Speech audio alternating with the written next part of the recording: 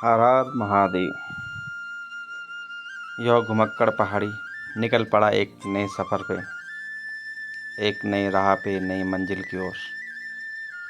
यूँ घूमते घूमते, वैसे तो घूमने का मज़ा इन पहाड़ों में ही है, इन खूबसूरत वादियों में है। जब इन पहाड़ों में टेढ़ी मेढ़ी सड़कों पे गाड़ियाँ चलती हैं, ये बादल, ये पेड़ ऐसे लगते हैं मानो जैसे हम कहीं स्वर्ग पे घूम रहे हों। इतनी ऊंची ऊंची पहाड़ियाँ हैं, सब कुछ हमसे छोटा और नीचा दिखाई देने लगता है। ऐसे लगता है जैसे सबसे ऊंचाई पे हम ही हैं। आज का इसी तरह का यह सफ़र एक नई मंजिल, एक नए रास्ते की ओर चल पड़ा है।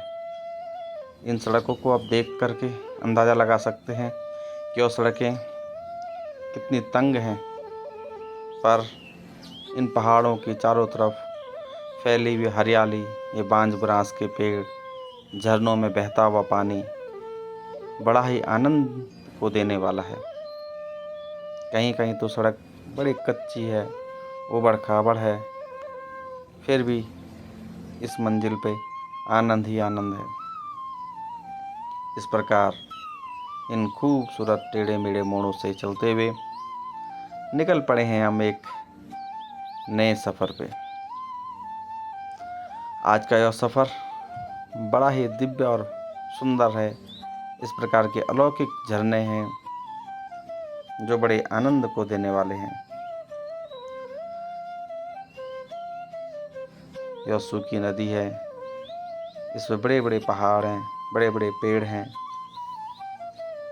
पर एक राहगीर का जो रास्ता है वो कभी ख़त्म नहीं होता है। वो अपनी मंजिल पे निरंतर चलता रहता है। उस मंजिल पे कई प्रकार के सुख दुख आते हैं, कई प्रकार की ठंडा शीतल जल आता है, जिसको देख करके मन को बड़ा सुकून मिलता है। अभी मैं कह ही रहा था आपसे कि इन पहाड़ियों को देख करके ऐसे लगता है जैसे मानो हम कहीं स्वर्ग पे घूम रहे हों।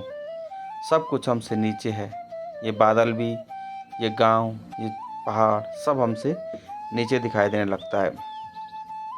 आज का ये अलौकिक जो दर्शन है वो एक दिव्य मंदिर है। भगवान नागनाथ जी का वो मंदिर है, जिसको नागनाथ के नाम से भी जाना जाता है, जिसको नागों के राजा के रूप में भी पूजा जाता है।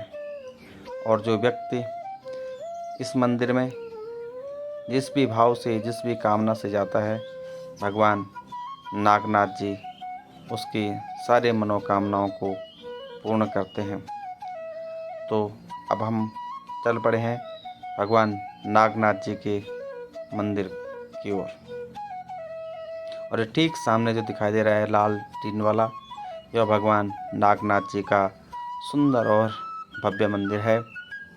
इसकी मनोकामना, इस घाटी के ये इष्ट हैं, आराध्य हैं, जिनको गुणेश्वर महाराज के नाम से भी जाना जाता है। यह सड़क से ठीक ऊपर मंदिर है और यह मंदिर का मुख्य दरवाज़ा है।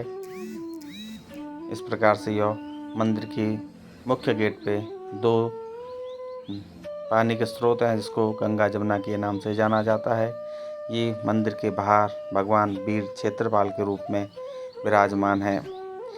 इन घंटियों के अंदाजे से आप लगा सकते हैं कि यहाँ लोगों की मनोकामना कितनी जल्दी पूर्ण होती होगी। अब चलते हैं भगवान नागनाथ जी के जो मुख्य मंदिर है वहाँ पे। ये भगवान जी का जो मंदिर है शिव मंदिर है, और ये है भगवान नागनाथ जी का भव्य और दिव्य मंदिर।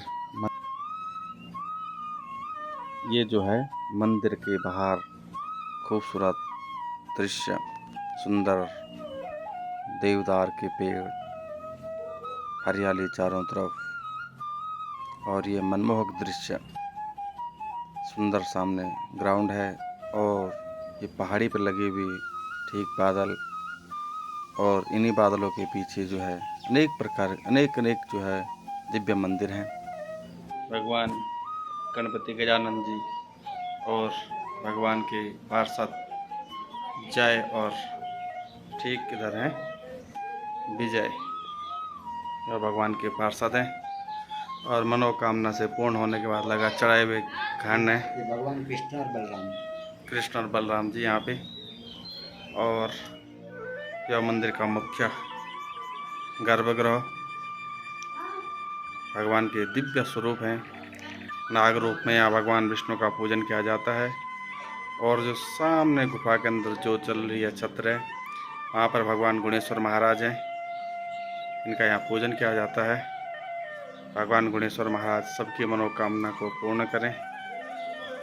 ठीक मंदिर के बाहर यज्ञ कुंड और सामने भगवान का अरे यह भगवान वीर क्षेत्रपाल जी महाराज हैं। जाओ ये अलौकिक और दिव्य जो है भगवान की प्रतिमाएं। और ये छोटा सी गुफा के अंदर जहाँ दिया जल रहा है छत्र है, यहाँ भगवान नागराज जी हैं, गुणेश्वर महाराज जी हैं। यहीं पर भगवान का जो है पूजा भोग अर्चना इत्यादि लगती है। ये भगवान की प्रतिमाएं हैं, बाहर वीर क्षेत्रपाल जी के नीचे रखी हुई हैं। और ये भगवान वीर क्षेत्रपाल के चिन्ह हैं, पताकाएं हैं। और यहाँ पर भगवान वीर क्षेत्रपाल का जो पूजन किया जाता है।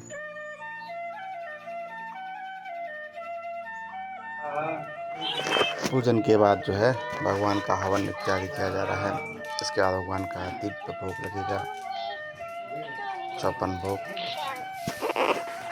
और भगवान का आज का पूरा हवन।